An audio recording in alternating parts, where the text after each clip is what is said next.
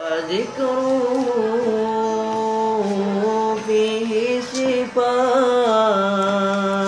إذا تمادى بالعنان طارت له أرواحنا زالت به أسرعنا طارت له أرواحنا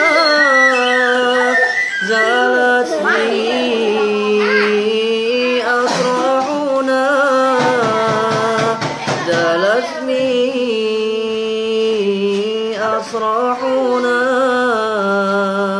فهو الرجاء والأمان جالت به